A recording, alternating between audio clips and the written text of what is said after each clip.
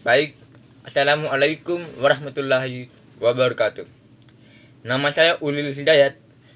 Saya dari kelompok 10 dengan NIM 22 12 00 16. Saya dari kelompok 10 akan membahas tentang apa itu ideologi Pancasila. Ideologi Pancasila adalah kumpulan nilai dan norma yang menjadi landasan keyakinan cara berpikir untuk mencapai tujuan berdasarkan 5 sila merupakan penjelasan umum dalam ideologi. Pancasila sebagai ideologi karena mengalami masa perkembangan seperti halnya di masa Orde Lama dan Orde Baru. Di era reformasi, berbagai pihak ahli sepakat jika ideologi adalah kumpulan gagasan yang disepakati bersama dan merupakan khas bangsa Indonesia. Itu yang pertama. Yang kedua adalah ideologi komunisme. Istilah dari komunisme sering dicampur tangan dengan komunisme internasional. Komunisme atau Marxisme adalah ideologi dasar umumnya digunakan oleh partai komunis di seluruh dunia. Sedangkan komunisme internasional merupakan racikan ideologi ini berasal dari pemikiran Lenin sehingga dapat pula disebut Marxisme Leninisme.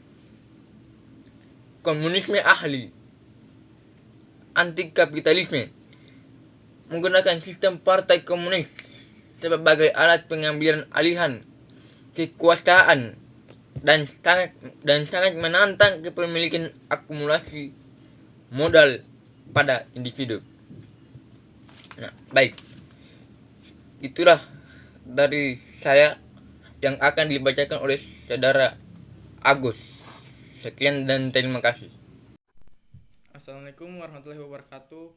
Perkenalkan, nama saya Muhammad Agus Syawal dengan NIM 22 12 00 027. Saya dari kelompok 10 akan menjelaskan tentang apa itu sosialis. Sosialis atau sosialisme adalah serangkaian sistem ekonomi dan sosial yang ditandai dengan kepemilikan sosial atas alat-alat produksi dan manajemen mandiri pekerja, serta teori dan gerakan politik yang terkait dengannya. Sistem ekonomi sosialis muncul pada abad ke-19.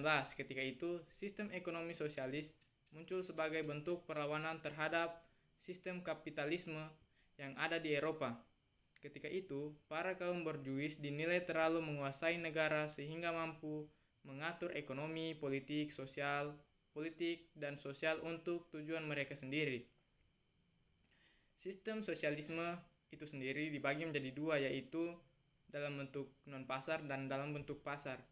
Sistem sosialisme dalam bentuk non-pasar melibatkan pergantian pasar, faktor, dan uang dengan kriteria teknis berdasarkan perhitungan yang dilaksanakan dalam bentuk barang. Sedangkan sebaliknya, sosialisme pasar memperhatikan penggunaan harga moneter, pasar faktor, dan dalam beberapa kasus motif dan produktif sehubungan dengan operasi perusahaan yang dimiliki secara sosial dan alokasi barang modal di antara mereka. Saya akan membacakan tentang kesimpulan ideologi Pancasila. Pancasila adalah dasar falsafah negara Indonesia, sehingga dapat diambil kesimpulan bahwa Pancasila merupakan dasar falsafah dan pandangan hidup bangsa Indonesia sebagai pemersatu, lambang persatuan dan kesatuan, serta sebagai pertahanan bangsa dan negara Indonesia.